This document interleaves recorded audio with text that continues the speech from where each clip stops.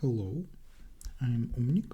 I will be doing second division converse round 1011, which is not in binary, and explain what I'm doing.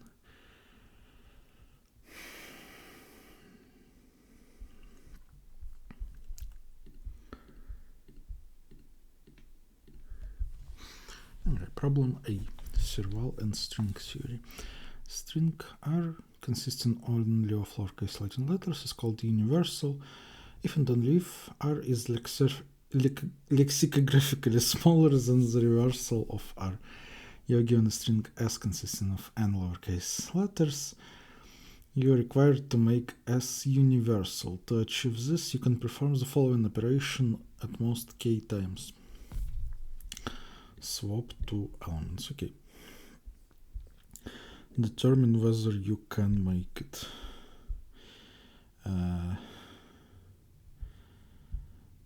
like strictly lexicographically smaller.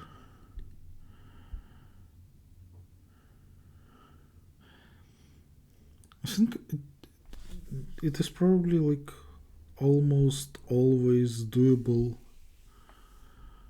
when k is at least 1.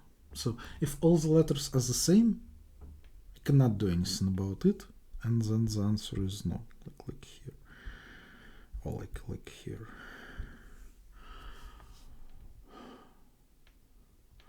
If I have 0 operations, also I cannot do anything, so I just check if the given string is good.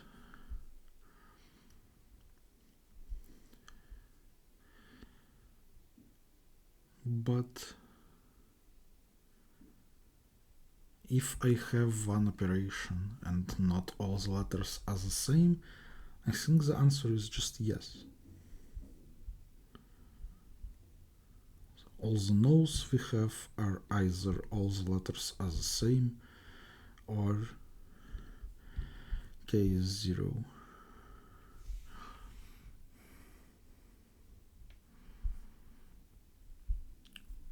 So like, if the string is initially good, then just don't do anything, we are already good.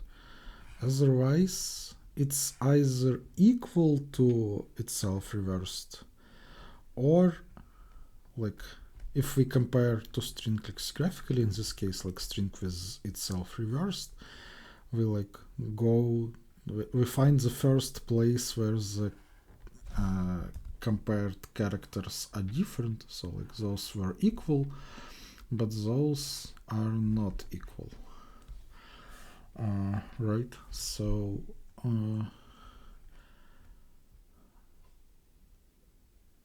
it's bad. It means that those two like this symbol is greater than this one, but I can swap them, and that would make the string good. So the only case where I can't do that is when the string is a palindrome initially. And like everything is the same. But if not all the letters are the same, it means that like there is some character in the first and last position, but also there is some different character somewhere on some position. So let's say like here there is a different character, and if that character is bigger than the first one, like here, like x is bigger than c, then I can swap this one and this one, and then the last character will be bigger than the first one. But if it is smaller than the first one, I will be able to swap those two. And again, the first character will be smaller than the last one, and the string is good.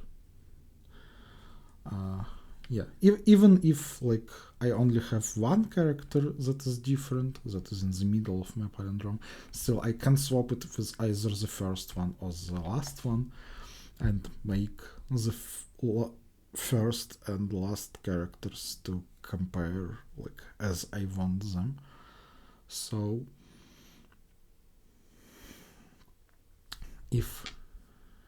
So I need to check if all the letters are the same, then the answer is no. If k is 0, then I just compare the string with itself reversed and print the result. Otherwise, the answer is just yes.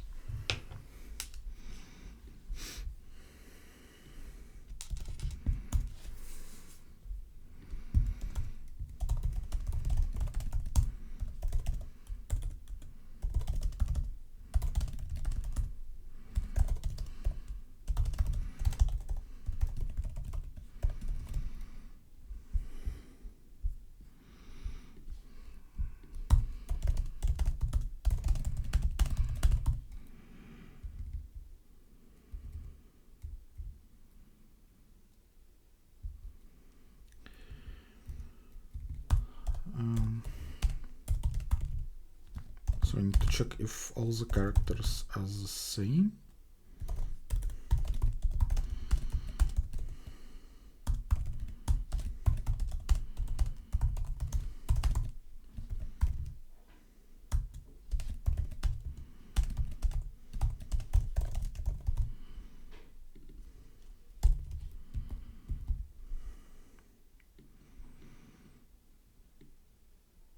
Like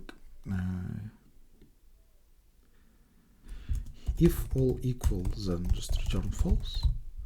If k is greater than 0, return true.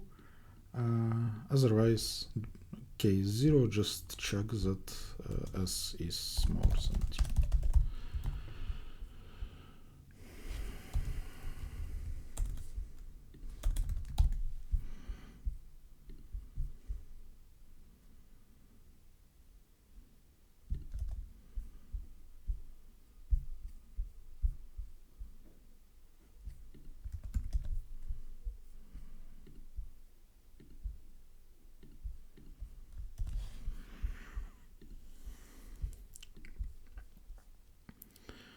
Problem B.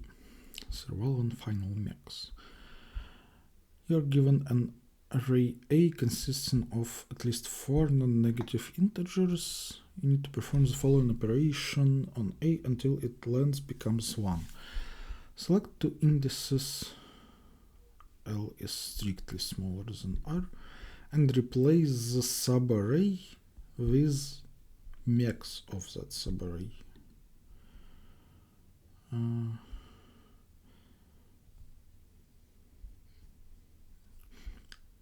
Minimum excluded of collection of integers as the smallest non-negative integer x which does not occur in the collection. And we want that the last element to be 0. So we have an array. We replace subarrays by max, and we want the final element to be 0. And well, obviously we need to print the sequence of operations. You do not need to minimize the number of operations.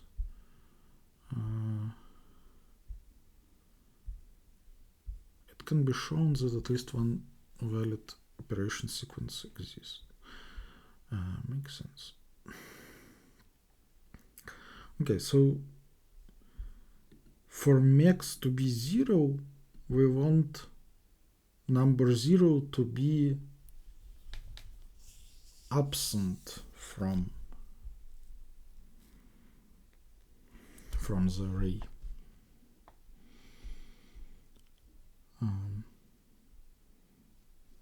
And like our last number will be a result of some operation. So to get 0 in the last operation, before that we want to make all numbers to be not zeros.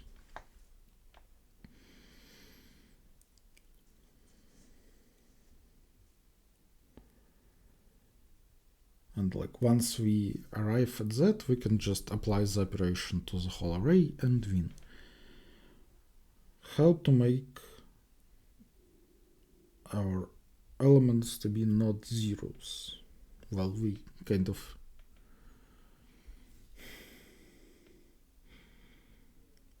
we need to take segments with zeros and apply the operation to them. like if we have a 0, then minimum excluded will be not 0.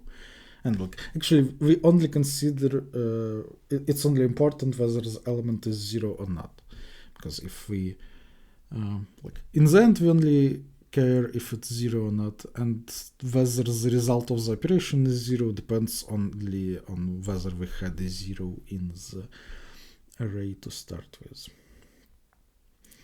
So it looks like we just need to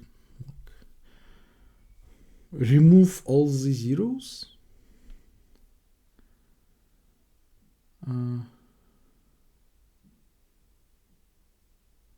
Which shouldn't be a problem. Actually, yeah, it's kind of simple. We can just say, let's split the array in 2 halves. In every half there will be at least n over 2, which is at least 2 elements, so we can apply the operation if we want.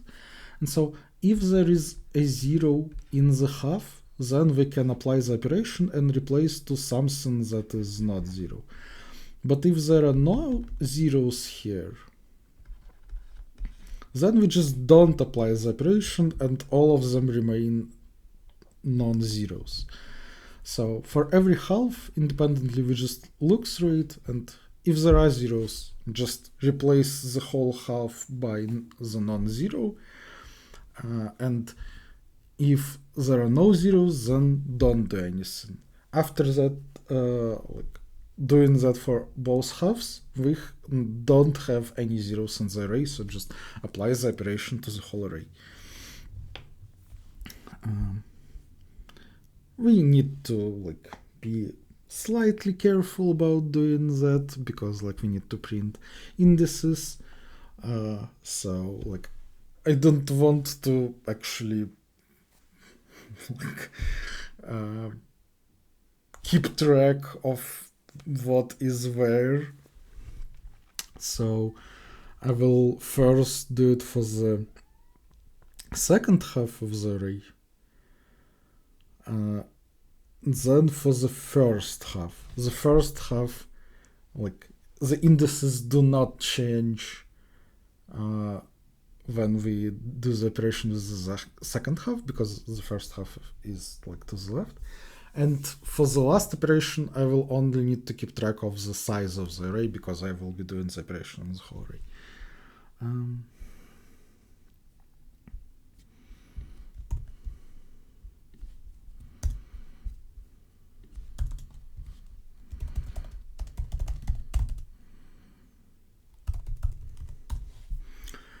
N is up to 5000, but like my solution is very simple. It's linear.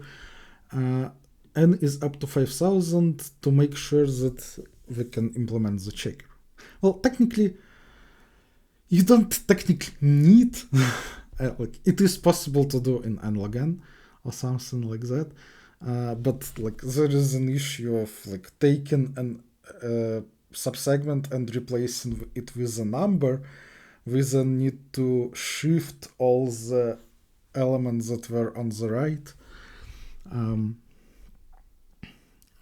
like you probably need some like, smarter data structures, smarter than like array or well anything that is just supported by STL. But like just doing it with move would be probably fast enough. So they could have done like 100,000.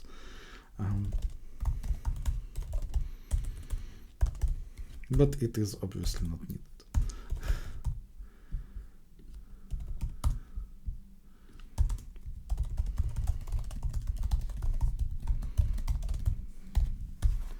If I were preparing this problem, I would also do like n square for the checker.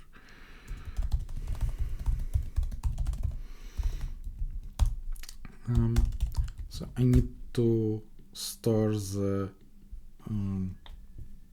size of the array, and I also need to write down the the operations I do, because like I cannot just print them right away because I need to know their number. And well, I can calculate it first, print it, and then just print the operations. But instead, let's just keep the answer.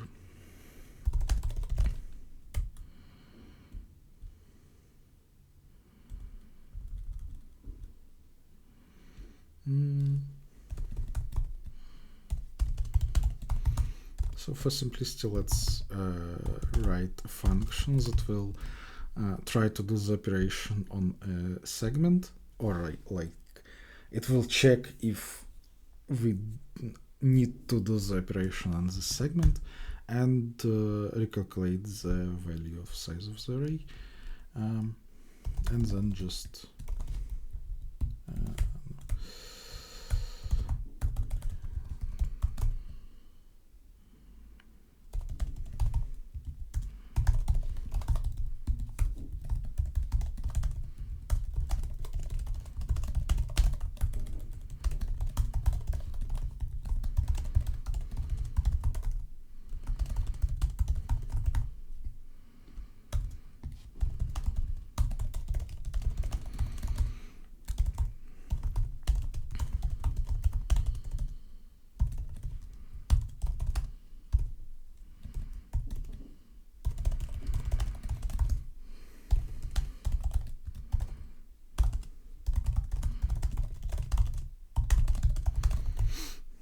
checking if I have zeros in this segment.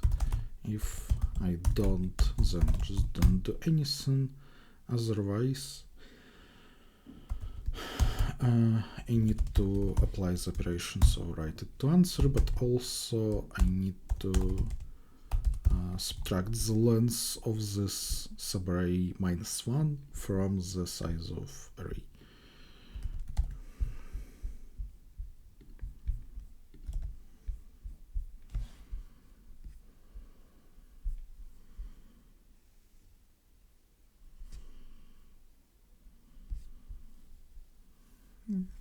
Looks reasonable. Not even gonna check all the examples.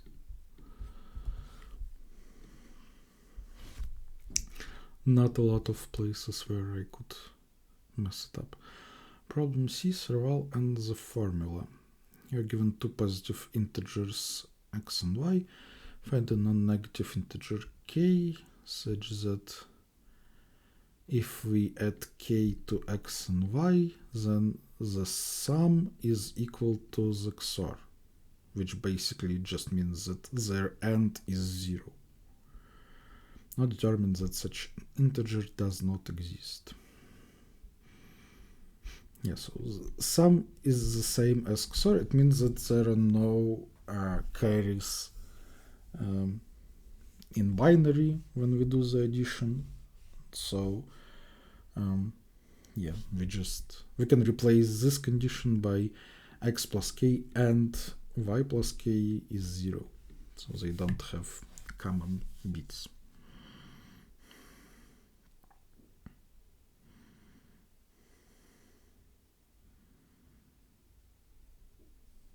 It should be easy if the numbers are different.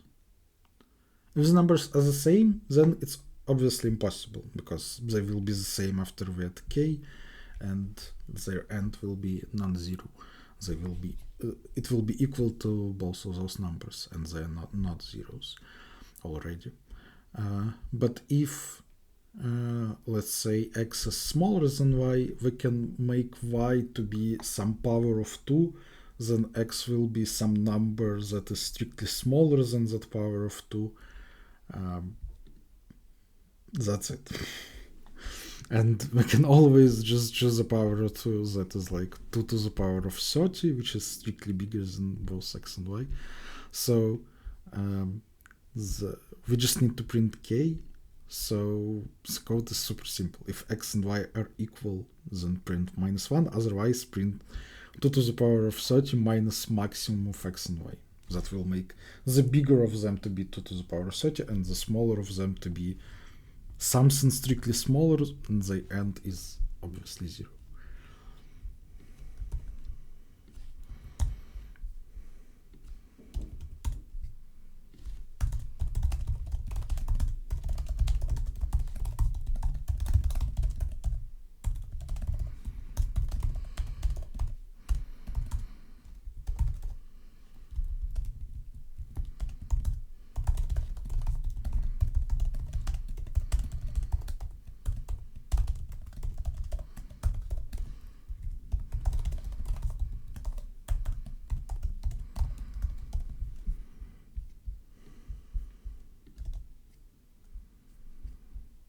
Well, kind of hard to check if those numbers are correct, so I'm just gonna submit.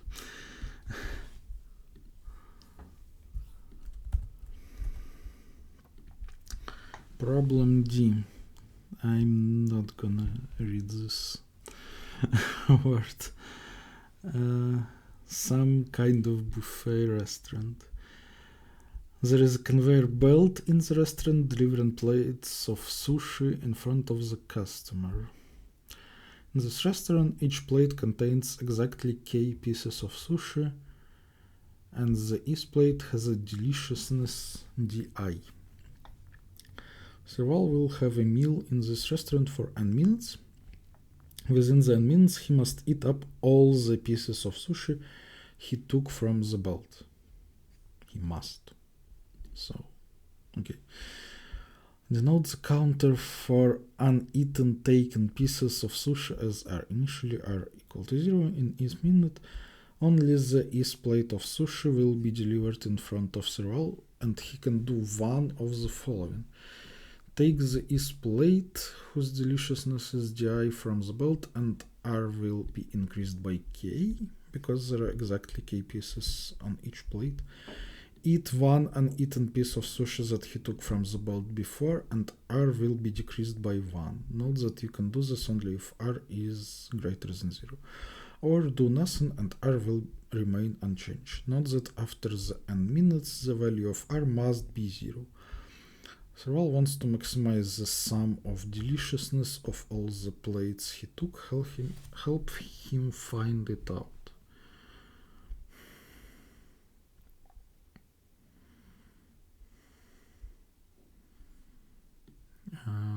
Okay, so all the n plates are different.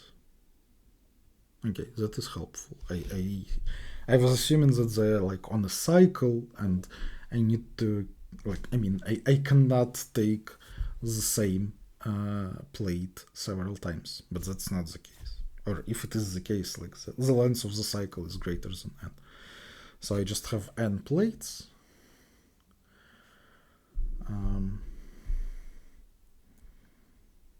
Basically, I need to compose like a string of like pluses and minuses. Plus means that I'm taking the plate at that moment.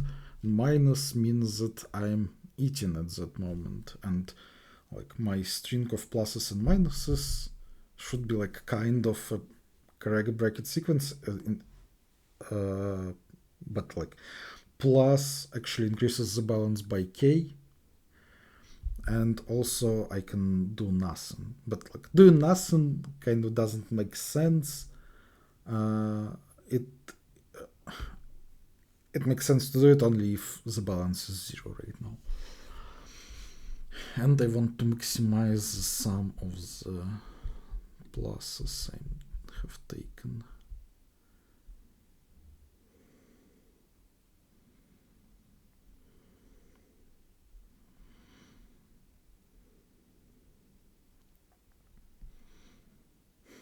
It kind of feels like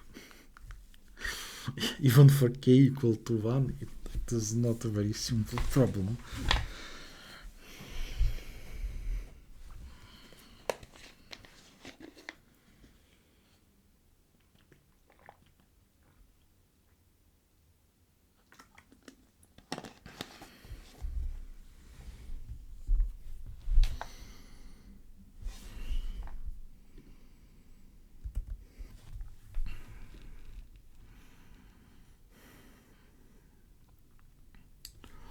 Some kind of greedy with data structures, but like for D of second division.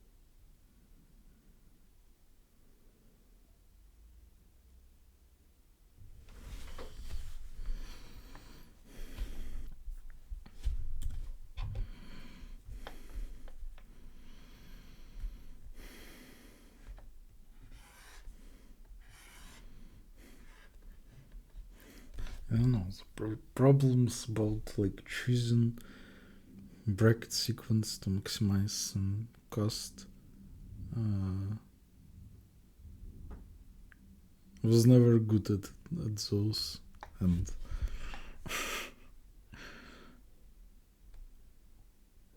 it's stamping me to this kind of problem as G of second division.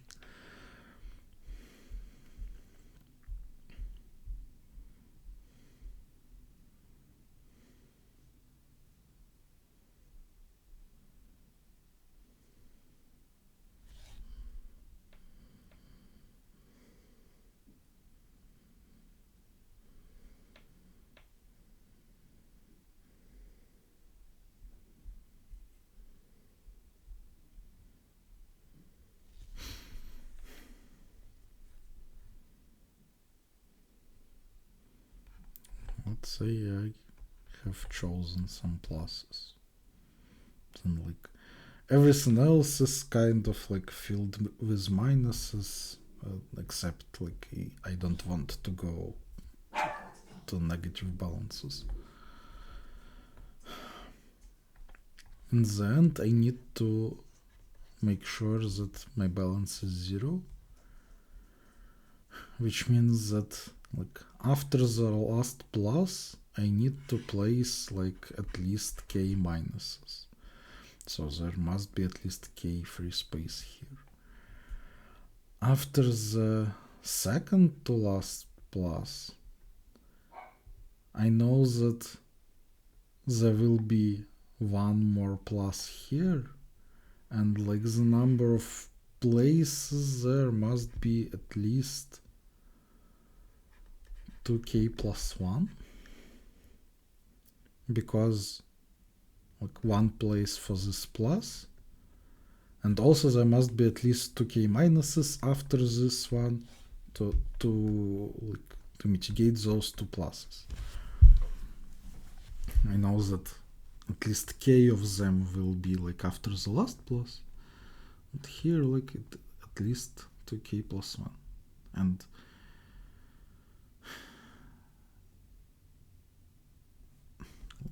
continuing with that logic, I can say that like this plus must be on distance at least k plus 1 from the finish, like k after it and one more for this plus. This plus like 2k plus 1, then the next one 3k plus 1, and so on.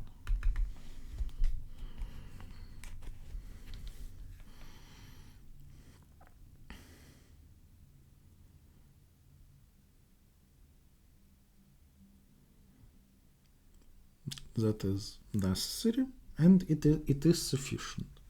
Like if I choose pluses following that, and then like fill everything with minuses, and even after like removing all the minuses that can go into negative balance, I will make sure that in the end the balance is 0.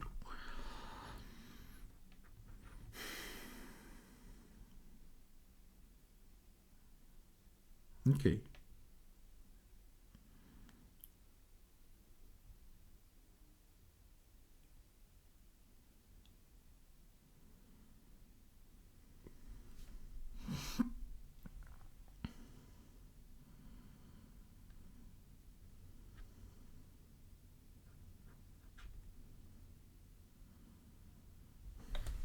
So I guess like for every position from the end there is like a good prefix from which I can take it. So if this is my array, then I can take the last plus like somewhere here, then the second here, the third here, and so on. But then I can like find all the places by which like I can I need to take another plus, and I will go left to right, maintain a set of options, and when the time comes, like I need to take another plus before this place, I'm taking the most the best one I have, the best option I have like now from the set. It doesn't make sense to not take it and take something else, because like I could have replaced it with a better option. So yeah, it just means that I'm running left to right, maintaining this set, and add those positions on like distances k+1 from each other, which just means that they have the same remainder modulo k+1 as the end of the array. I can take another one.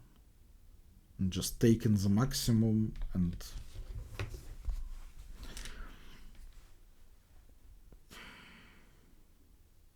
I didn't to the answer. Okay. That is not that hard. But it still looks like it's super hard for the second division. But maybe I'm just behind the times. And like, I'm assuming it is like a kind of well-known problem.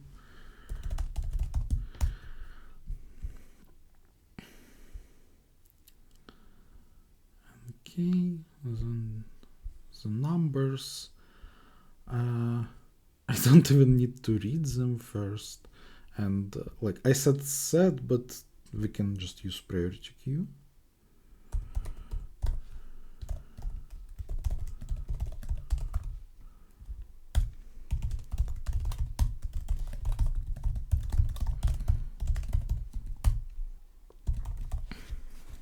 K++ because like I'm actually interested in the number k+1.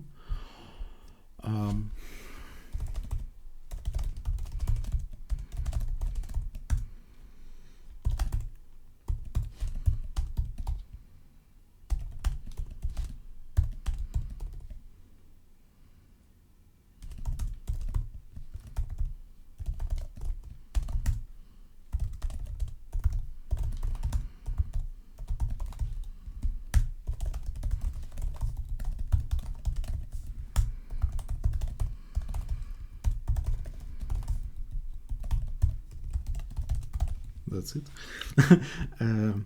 So yeah, if the remainder is the same and I have some elements in my set which is just priority queue, I'm taking the biggest element from it, adding to answer, removing it from priority queue, and then just reading the next element, putting it in the priority queue.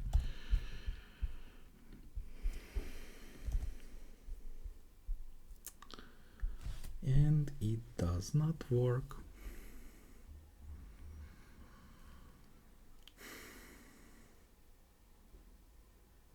Probably because like I need to do this after I read the element.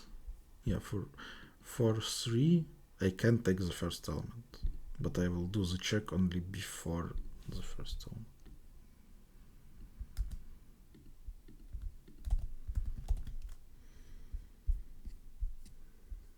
Okay, this is better. Well, yeah, it makes sense. It should be this way.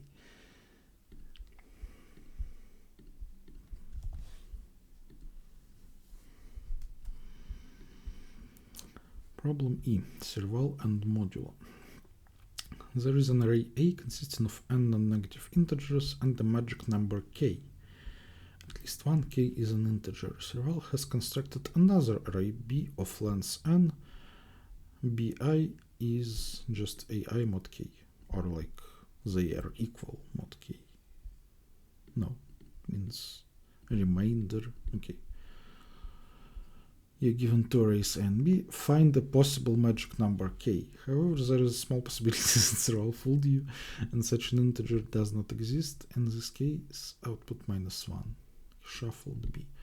Okay, so we are given an array A,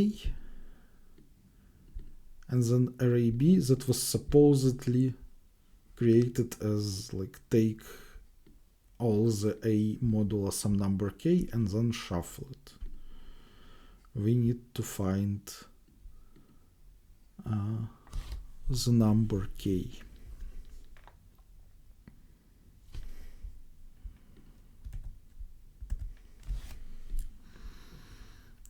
N is up to 10,000. The sum of n is also up to 10,000.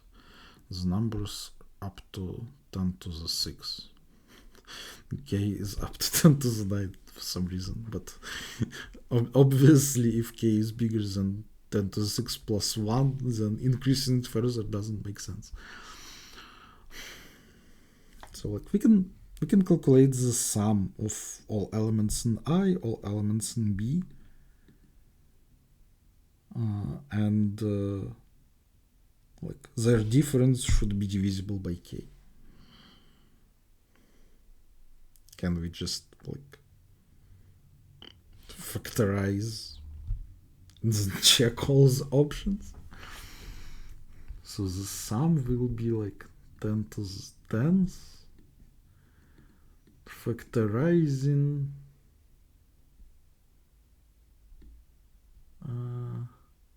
well, even in square root it's fine, right? It will be like so the factoring will take square root of c times n, then we sum it up over all the tests.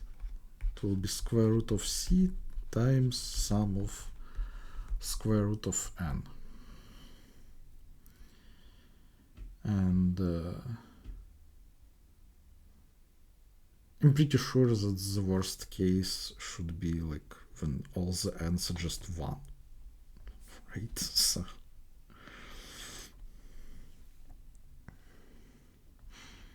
it will be square root of c times 10 to the 4th, which is like 10 to the 7th, which is fine.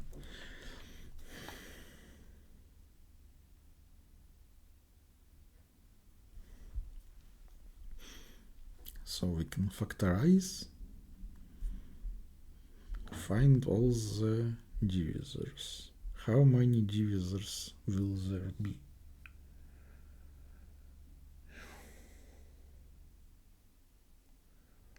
Well,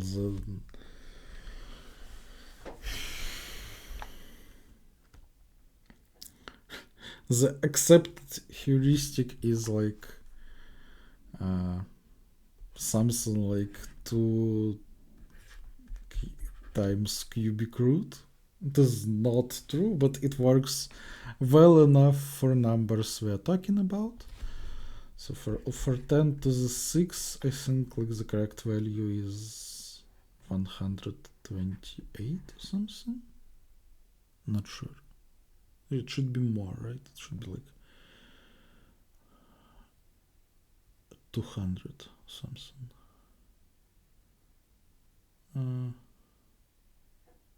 But I remember this number for some reason. Maybe it's like for 10 to the 5th something.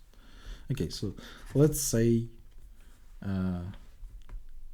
300, even though it's probably less than that. 10 to the 9th, it's like 1,500, something like that. 10 to the 10th, it would be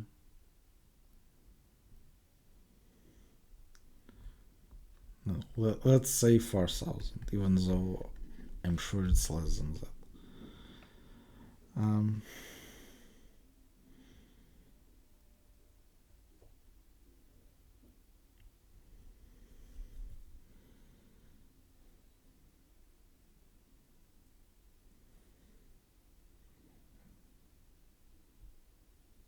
So okay, even if for every possible divisor we just take modulus and then sort the array. Well, technically we can use like an ordered map, so it will be linear. But let's say that for every divisor we do like O of n log n.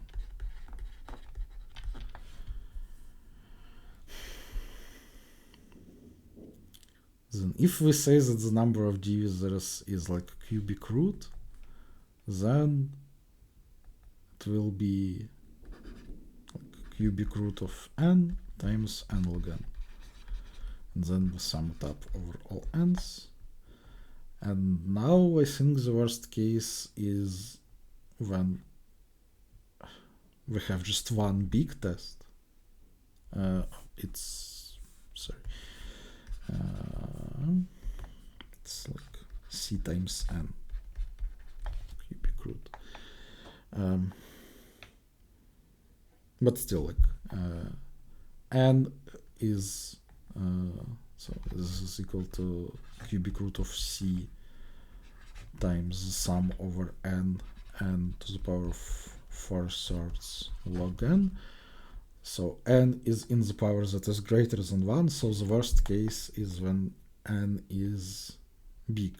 Like we have just one test with big N. So that would be like 6 cubic root 10 to the 4th to the power of 4/3, then log 10 to the 4th. This is 10 to 2nd. It's like 10 to power 7 and like 1/3 times log.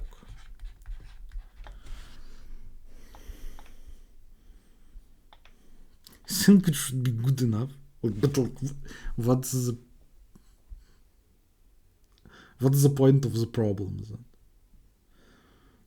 Okay, there is a case when the difference is 0 and like it is divisible by every number, but in that case a and b should just be the same array, and k is just like infinity, bigger than all the a's.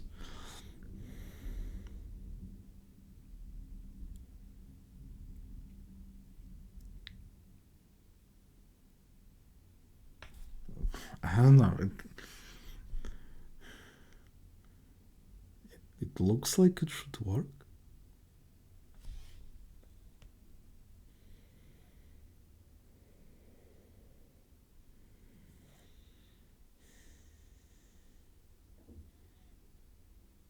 I didn't get what's the point of the problem. Just like you just write something that is like obvious, but it is like on the brink of time limit, and you need to do it carefully or something.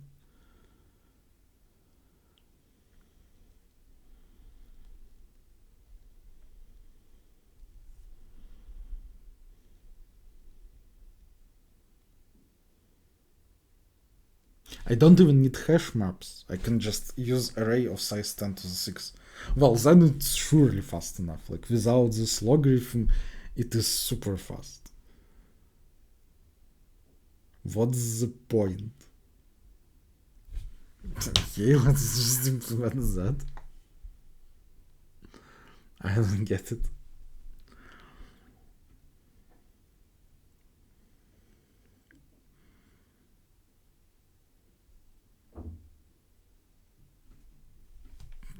No, it just works, right?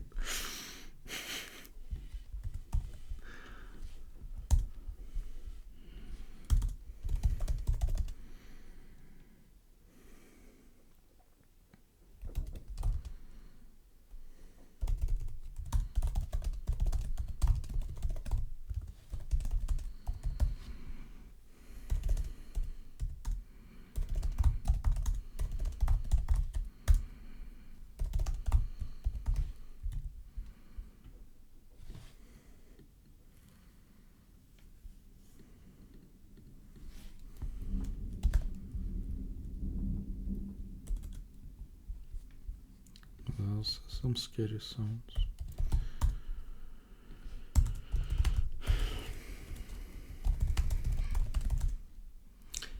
Need to be careful about like how I clean the array C between the tests and between the checks of different divisors. I guess like I will use array CNT actually, and C will be for storing all the like AI mod K, so that I don't calculate them twice. Although like twice shouldn't be an issue either. And like I will only clear the values that I have used. So what will happen is that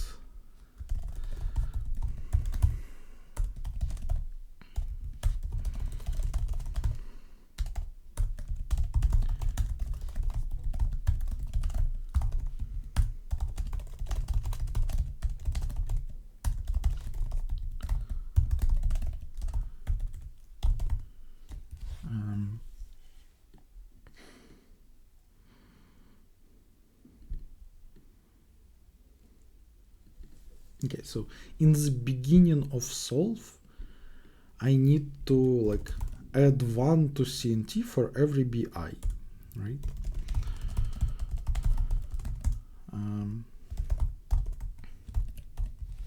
But then when I find the answer, I need to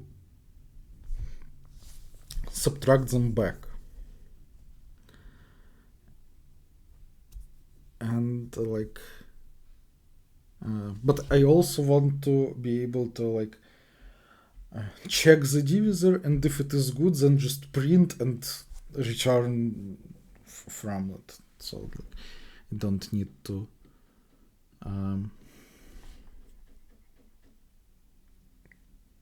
check all the so I'm either like I either will repeat the code for like subtracting, or I can do it here, like before the next test, like remove what was happening from the previous test.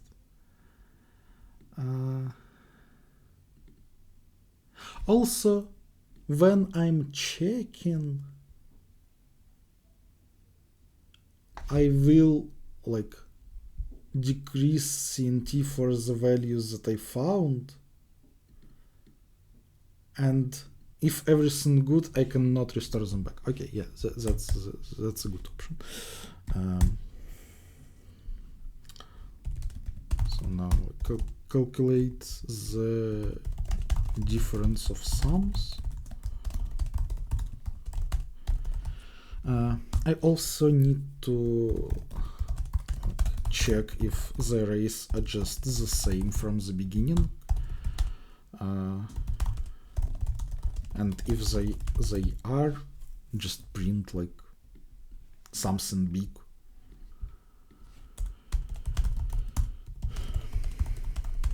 So if they are equal,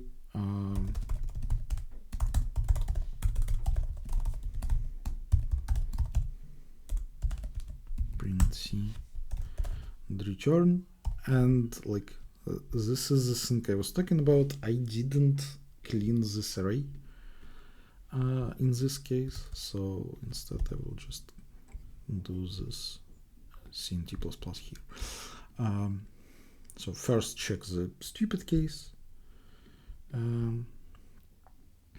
Otherwise, have this as if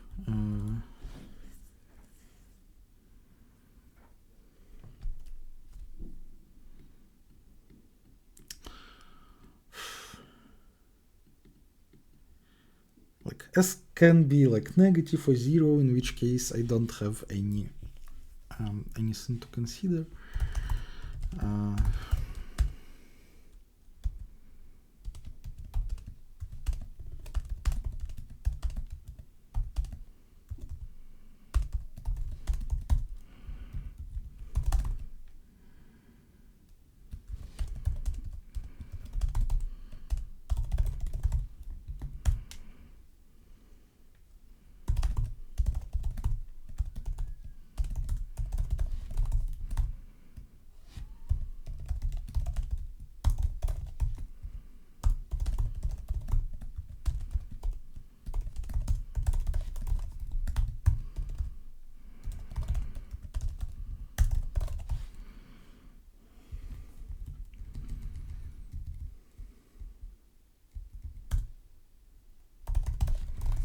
if I haven't found the answer, then just print -1, and don't forget to clean the CNT after myself.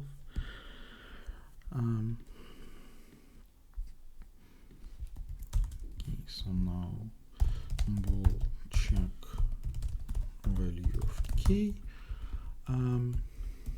If k is at least c, then just return false, because if something that at least c would be good, then the arrays should have been equal from the start, and I should already check that case. You technically don't need to do it, but well, yeah. I wanted to say that I want my numbers surely to be smaller than c after I take module, but they are already smaller than c. Like the array that is given is already smaller than c, array a. Well, it will be just like, I spare myself from doing some unnecessary checks.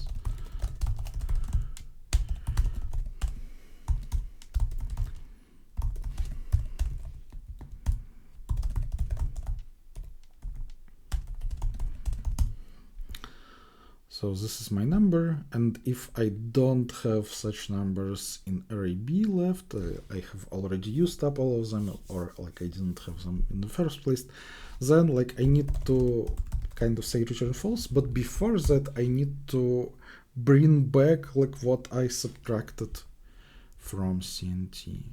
So run up to this point and add them back.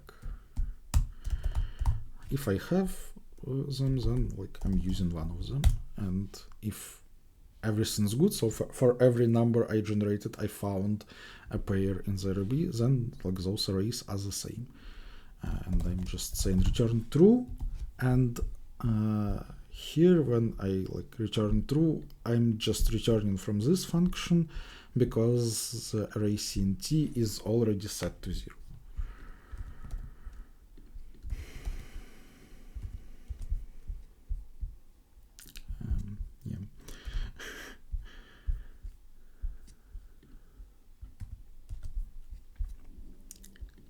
What's the point of the problem? I'm not getting it. Yeah, I'm doing some operations with longs. Actually, yeah, I probably want this k to be like integer, so I will set long because like my numbers can be longs, but once I checked this, I can just cast it to int.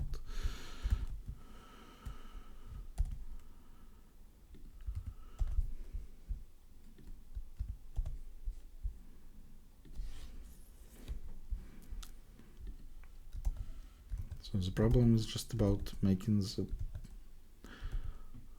the simple solution you think of right away just fast enough, and like there shouldn't be any issues with this solution. With the one with like an ordered map or sorting, it is probably like close to time limit, but also should be fine.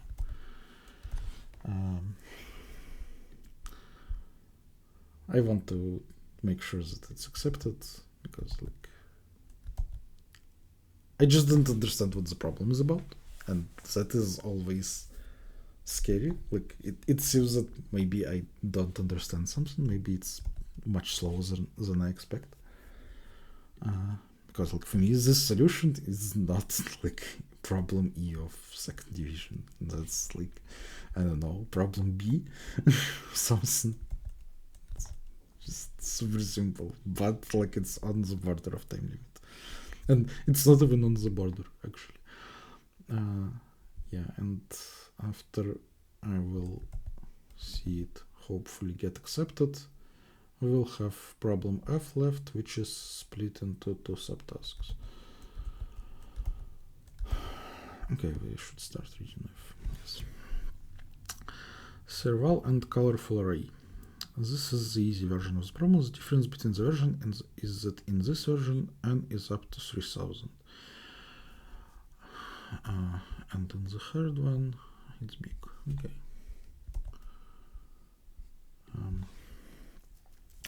The role has a magic number k, at least 2. Call an array r colorful if and only if the length of r is k, and each integer between 1 and k appears exactly once in R. So it's a permutation of numbers from 1 to k. You're given an array A consisting of n integers between 1 and k. It is guaranteed that each integer between 1 and k appears in A at least once. You can perform the following operation. Swap two consecutive elements. Find the minimum number of operations needed to make at least one subarray of A colorful. So we want to put a permutation close to each other. It can be shown that this is always possible under the constraints of the problem. Seems simple enough.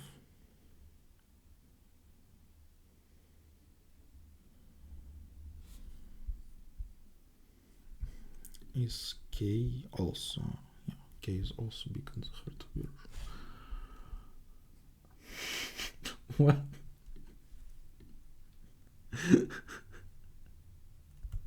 Okay.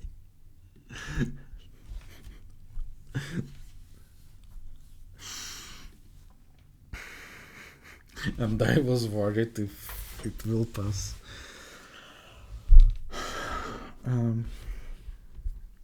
Okay.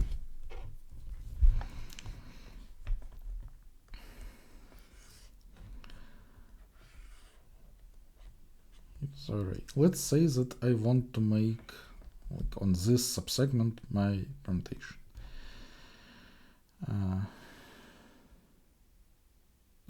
No, let's start from the different place. Let's choose the elements I want to include in my permutation. So I should choose like every number from 1 to k exactly once. So now I have those elements. Now I need to move them closer to each other with swaps of consecutive elements in the array. But like, surely it doesn't make sense to swap them with each other. I just want to put them closer.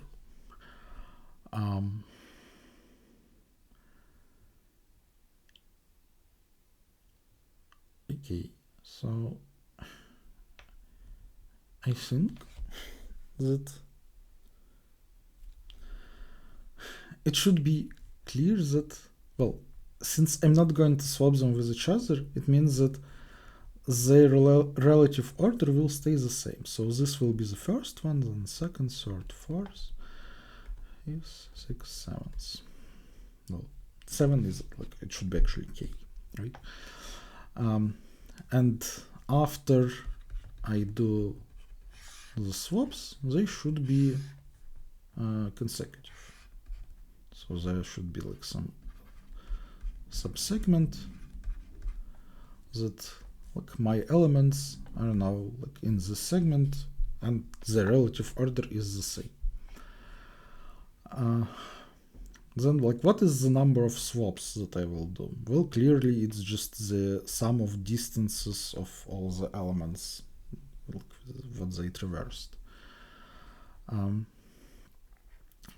Then the sum depends on the position of the segment that I have chosen, right? If this position is P, then the element number I in the relative order, it must go to the position like P plus I. I guess P is the position like before if I'm using one indexation.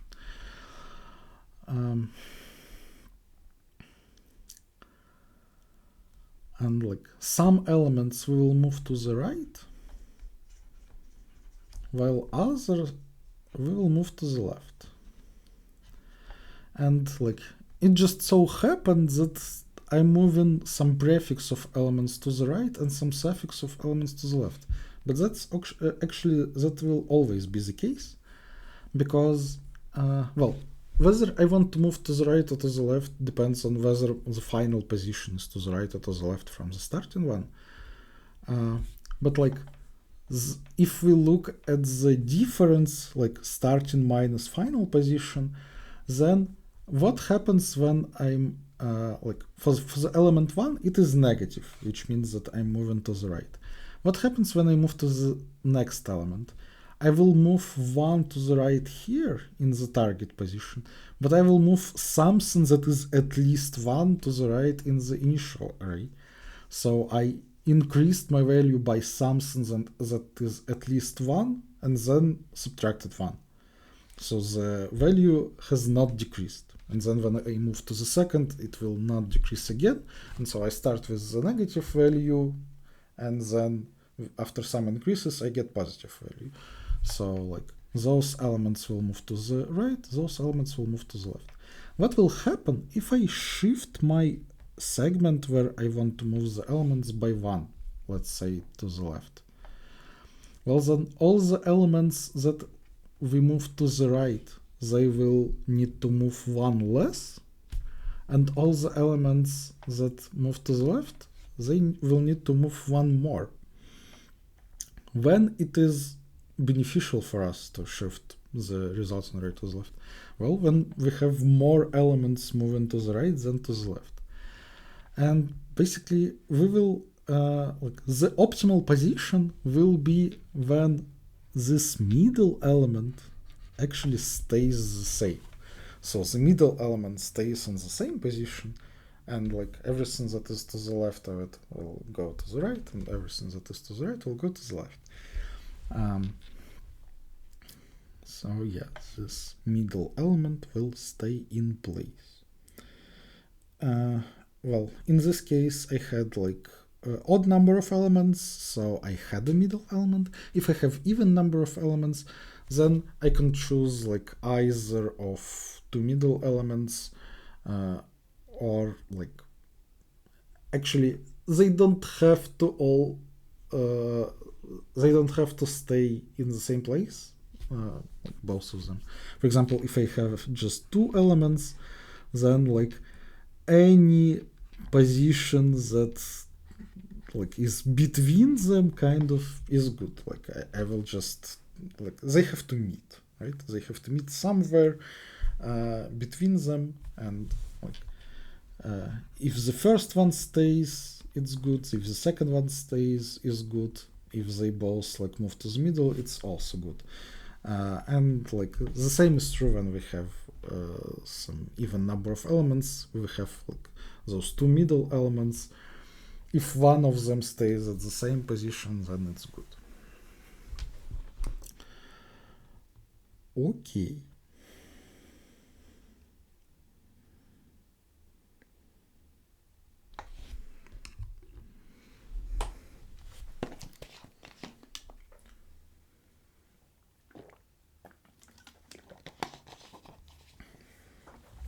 So now like n-squared solution should be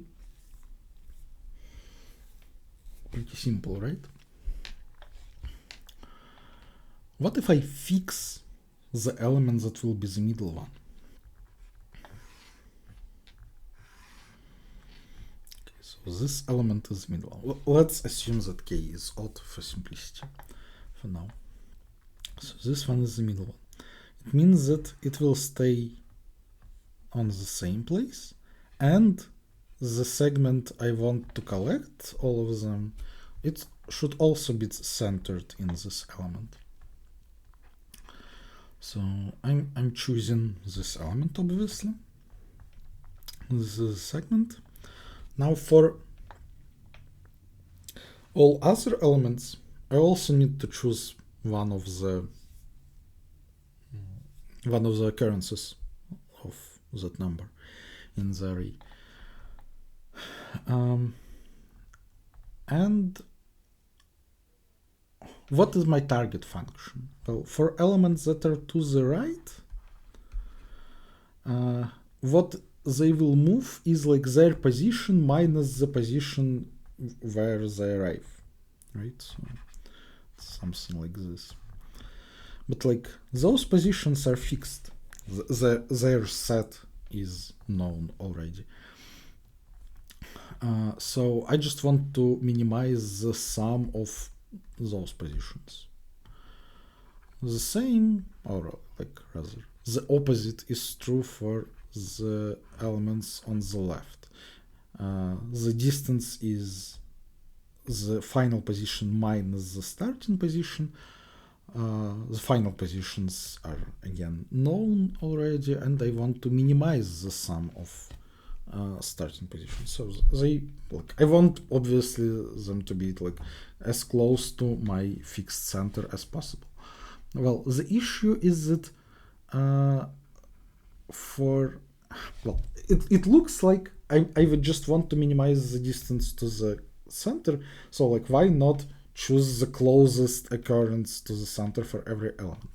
Well, it might happen that they are like not balanced. I fixed that this element must be a central one, and maybe I want to take like 5 here and only 1 here.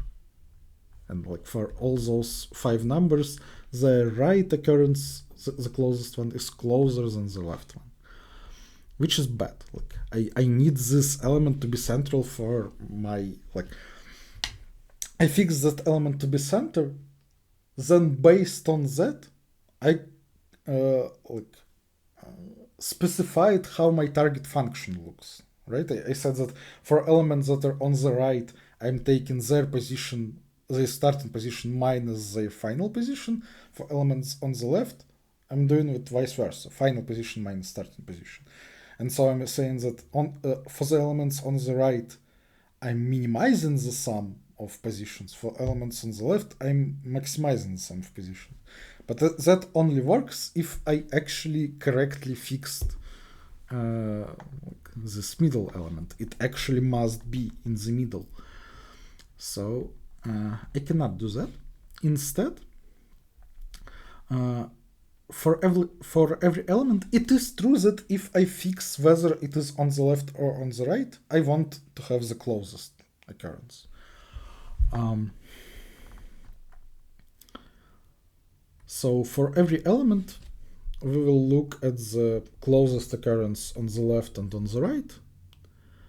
But now I need to choose which one to take.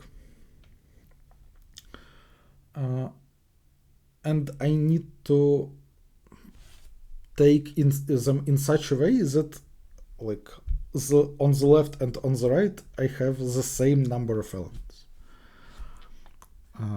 So now I have the following problem. Basically, I have like k minus 1 elements because the middle one is fixed. For each one, there is a cost when I take it as the left element, and there is a cost when I take it as the right element. And I need to take exactly half as the left and exactly half as the right and minimize total cost. To do that, we can sort them by Ri minus Li. Basically, like how much worse it is to put it on the left than on the right. This value can be negative if it is better to put on the right.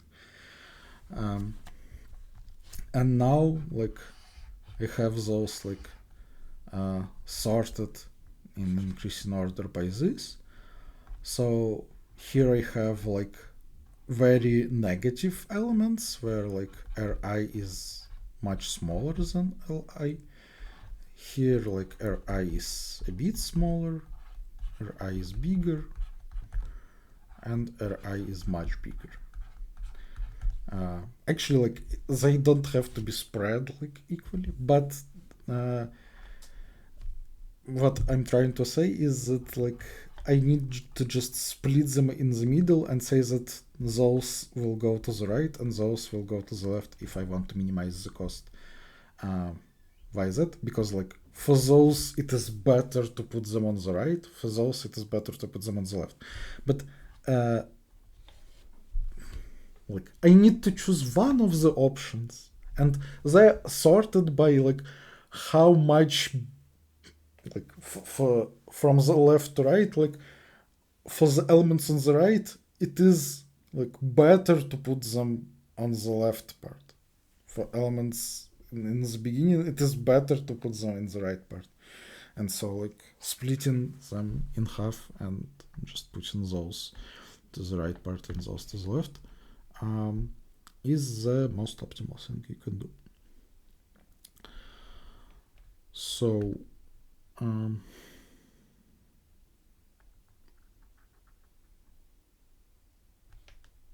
okay, so this just works in n square log, I guess. Right, for every fixed element, which I have n options, I want to like find those values. For example, like for every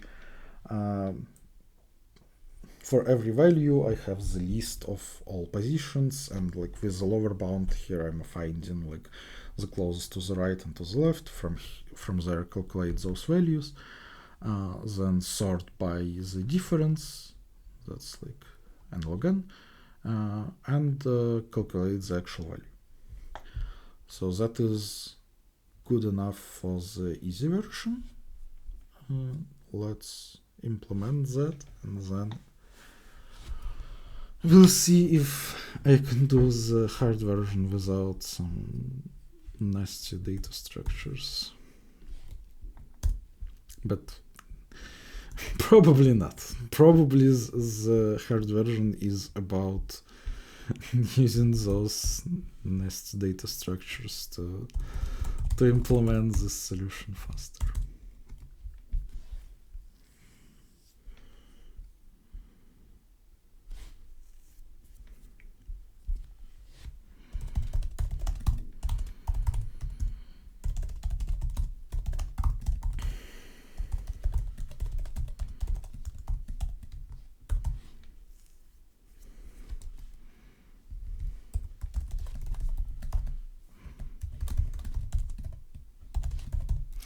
And yeah, that was for like odd k. For even k, it is very similar. Like I will fix the element that is like the left of the centers, and then I will need like one more element on the right than on the left. But the like the general flow of the solution should be like exactly the same.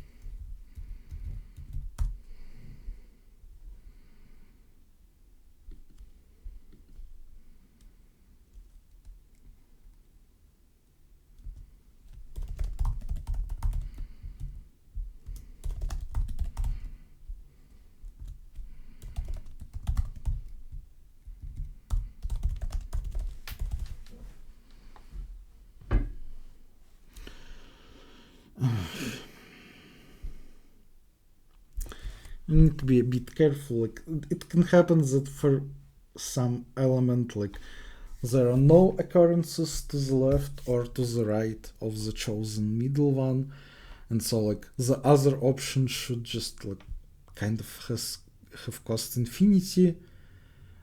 But I wanted to stay in integers, but I guess let's just move to the longs. I obviously can achieve any permutation in like n squared, so infinity should be bigger than n squared.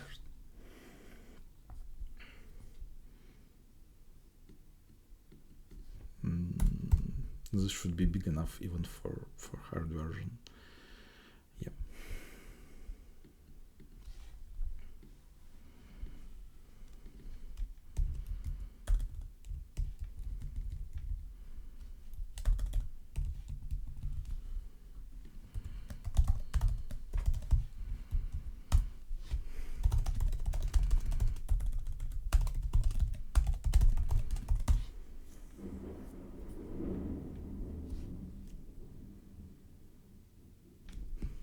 So this position of the element I want to fix to be the middle one.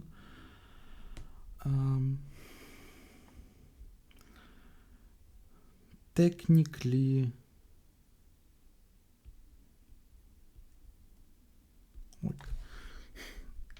I don't need to try the options that are very close to the border because there should be enough space.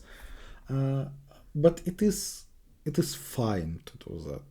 Like I will not have enough elements to fill the left half, and so like the cost will be infinity, which is okay. So I will not bother.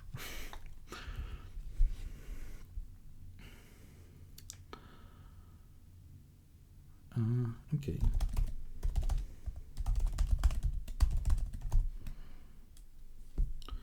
All the elements are up to key, right? Okay.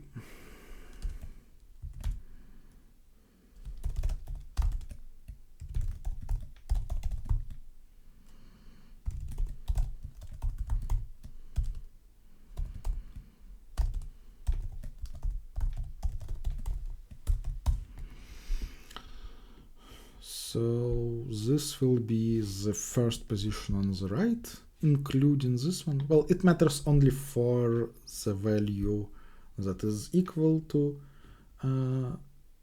my middle value, and I will just not consider it, so it's fine. So yeah, this is the position of the right, and then like p minus 1 will be position of the left.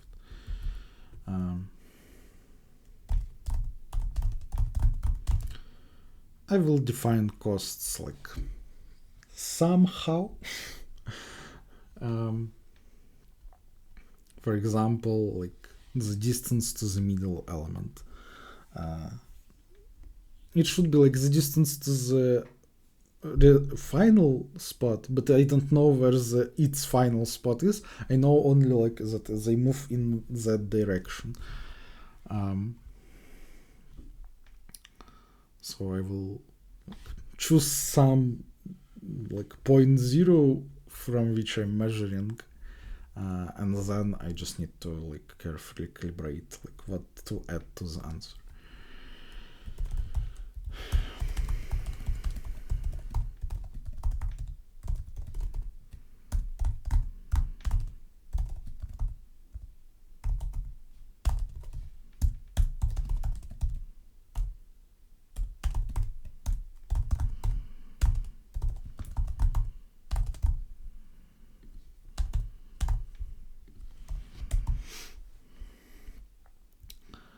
Okay, so this is left cost, this is the right cost.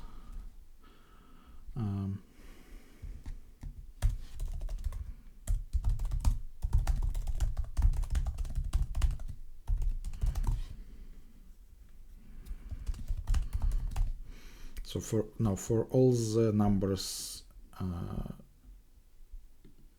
except my chosen middle one, I will put in array C their value like the right cost minus the left cost.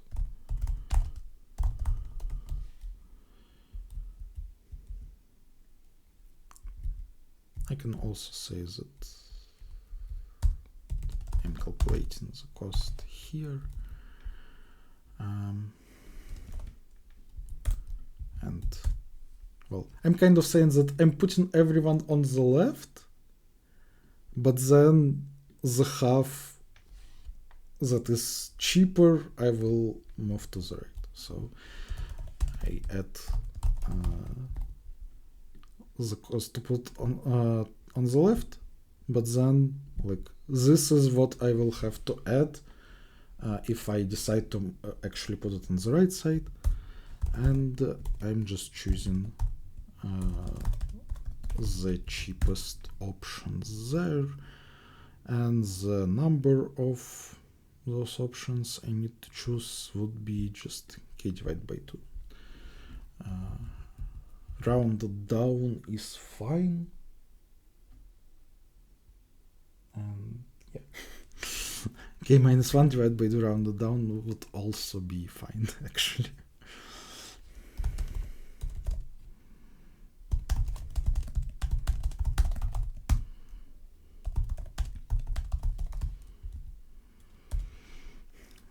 Okay, so this is the cost, except I need to like that's the cost to put all those elements in the position of the middle, but actually they need to travel less than that.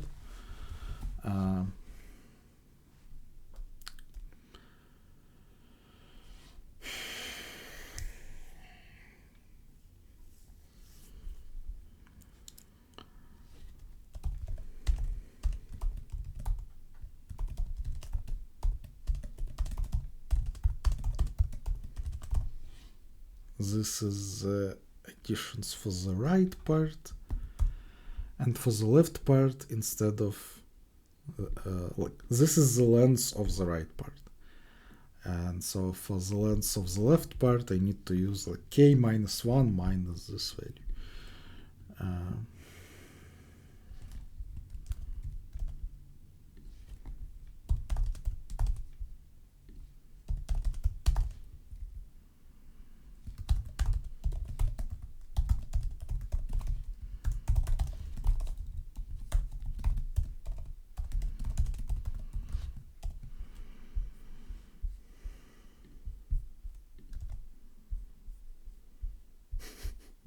Cool sample. Okay, I can try to submit that.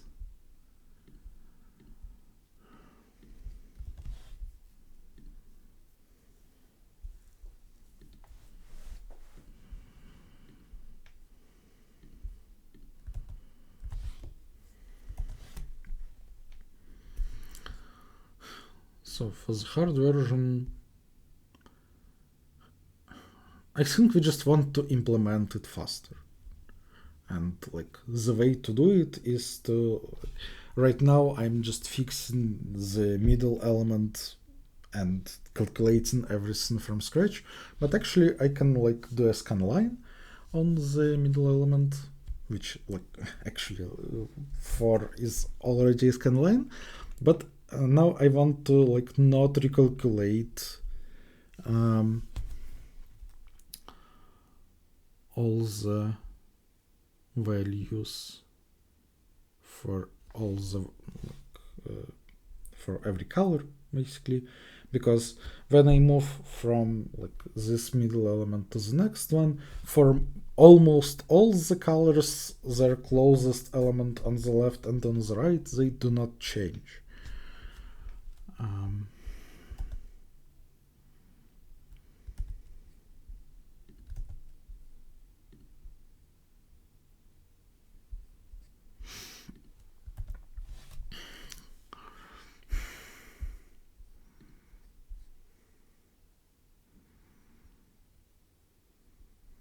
So yeah, my costs would change because I change I, but that is like again I chose I as like just a 0 level arbitrarily.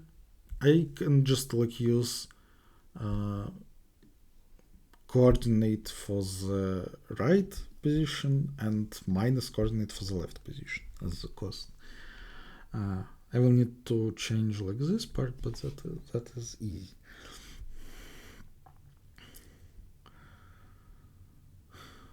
So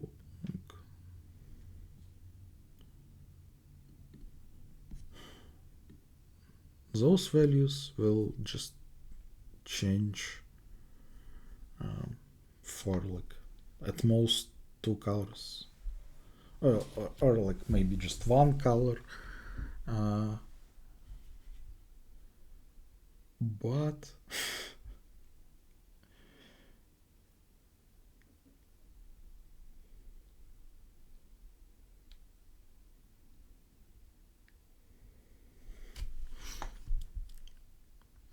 this is the hard part. No, this is the hard part, where like I'm taking their difference, then sorting by the difference, and then adding like the smaller half. So to do that, I will need to like maintain those in some kind of balanced search tree like a trip, and like do constant number of changes, then they're already maintained in sorted order, and I just like split the left half, take the sum there, and that's my cost. And I don't want to do that because it's a trip, and I didn't want to implement a trip for unrated contest. I mean, the values that I'm storing are not that big if I'm not storing infinities. So I could probably do with like segment tree or Fenwick and binary search in it, which like can be replaced with binary descent. And I still don't want to do that. So yeah, I'm just not gonna solve this problem because I don't want to write data structures. Like yeah, the solution is there. I explained it to the best of my ability. Like it will work in a log time. I just don't want to implement that. It doesn't seem to be fun for me. That is fast.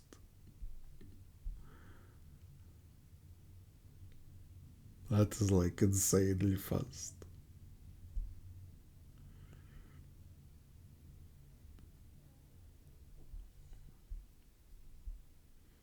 I wanted to say even Jangly needed an hour. No, he just started in the middle of the contest. So he also did it in like 25 minutes. That's crazy.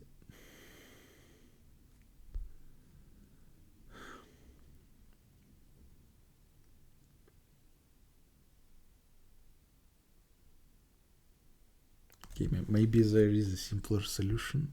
Or maybe they're just okay with like using trip. Obviously they have it pre-written. So well, they do have pre-written like segment tree and Fenwick, but still I will need to like write some binary descent or something, and I just don't want to. So thanks for watching.